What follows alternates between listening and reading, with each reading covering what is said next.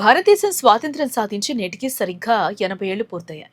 దేశం విజయవంతంగా 81వ ఏటలోకి అడుగుపెట్టింది.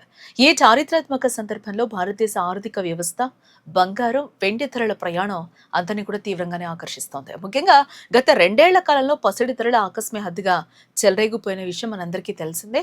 ఒక్కసారి గతాన్ని మనం తిరగేస్తే మన దేశానికి స్వాతంత్ర్యం వచ్చిన కొత్తలో బంగారం ధరలు ఎంత తక్కువగా ఉండేవో చూస్తే ఎవరైనా ఆశ్చర్యపోవాల్సిందే. 1947లో భారతదేశానికి స్వాతంత్ర్యం వచ్చిన సమయంలో 10 గ్రాముల బంగారం ధర కేవలం రూ. 88.62 మాత్రమే అంట. అదే ప్రస్తుతం 2026 నాటికి 10 గ్రాముల పసిడి ధర చూస్తే మనము 1,51,000 దాకింది. అంటే ఈ 80 ఏళ్ల కాలంలో బంగారం ధర ఏకంగా 1711 రెట్లు పెరిగింది కదా. ఒకవేళ 1947లో గనక ఒక వ్యక్తి ₹1000 వెచ్చించి తులం చొప్పున బంగారం కొనుగోలు చేసుంటే నేడు దాని విలువ ఏకంగా 17.1 లక్షలకు పైగా ఉండేది. స్వాతంత్ర్యం వచ్చిన నాటి నుంచి నేటి వరకు బంగారం ధరల ప్రయాణాన్ని మనం గమనిస్తే ఆర్థిక మార్పులు స్పష్టంగా కనిపిస్తాయి. 1950 నాటికి 10 గ్రాముల బంగారం రేటు ₹99కి చేరింది. 1964లో అయితే అంతర్జాతీయ పరిణామాల వల్ల కొద్దిగా తగ్గి ₹63 వద్ద స్థిరపడిందంట. తర్వాత మళ్ళీ 1970 నాటికి పుంజుకుని ₹184కి చేరింది.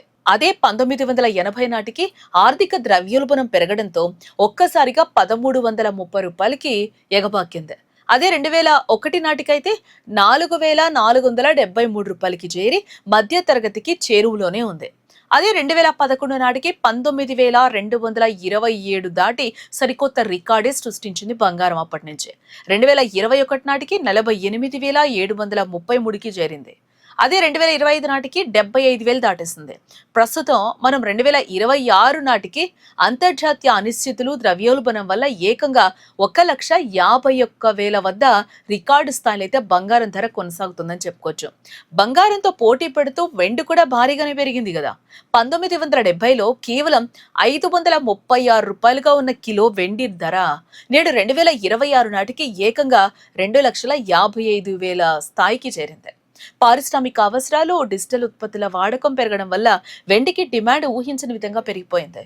ఒకప్పుడు బంగారం అంటే కేవలం ఆభరణాల రూపంలో కొనుగోలు చేసి బీరువాలో దాచుకునేవారు. బట్ కాలం మారింది. ప్రస్తుత డిజిటల్ యుగంలో ప్రజల ఆలోచన విధానం కూడా మారింది.